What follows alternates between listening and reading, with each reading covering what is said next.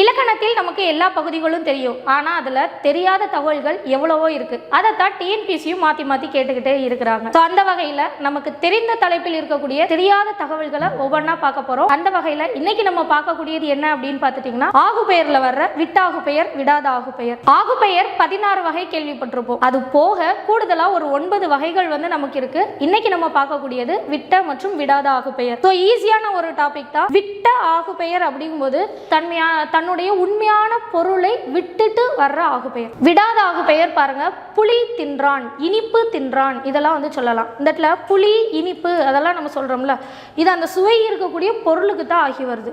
அப்படி அந்த பொருளுக்கு ஆகி வந்தாலும் அதோடைய உண்மையான பொருள் என்ன? சுவை அப்படிங்கிறது தான். புளிப்பு சுவை, இனிப்பு சுவை, அதை தான் குறிக்குது. இப்போ இந்த இடத்துல பாருங்க, புளி தின்றான்னு சொல்லும்போது புளிப்பு சுவை இருக்கக்கூடிய காய்க்கும் எனக்கு ஆகி வரும். அதே நேரத்தில் புளி அப்படிங்கக்கூடிய சுவையையும் எனக்கு குறிக்குது. கரெக்டா? இப்போ புளி என்ற சொல் தன்னுடைய உண்மையான பொருளான சுவை, புளிப்பு சுவை அப்படிங்கிறத விடாமல் அந்த சுவை இருக்கக்கூடிய காய்க்கு ஆகி வந்திருக்கு.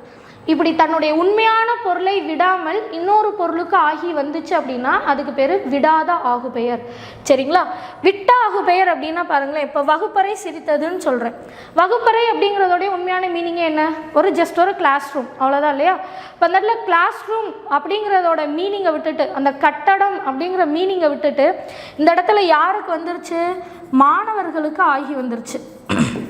இப்போ பாருங்கள், வகுப்பறைங்கிறது தன்னுடைய உண்மையான பொருளை விட்டுட்டு அந்த இடத்துல இருக்கக்கூடிய மாணவர்களுக்கு ஆகி வந்திருக்கு. அதான் உண்மையான பொருளை விட்டுட்டு இன்னொரு பேருக்கு ஆகி போச்சு அப்படின்னா அது விட்ட ஆகுபெயர்.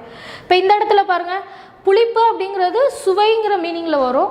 தன்னுடைய உண்மையான பொருளை விடாமல் இன்னொரு பொருளுக்கு ஆகி வந்திருக்கு. அதுக்கு பேர் தான் என்னது? விடாத ஆகுபெயர். சரிங்களா? விட்டாகு பெயர்னா தன்னுடைய உண்மை பொருளை விட்டுட்டு இன்னொன்றுக்கு ஆகி வரும். விடாத ஆகுபெயர்னா தன்னுடைய உண்மை பொருளை விடாமல் இன்னொரு பெயருக்கு ஆகி வரும். நன்றி.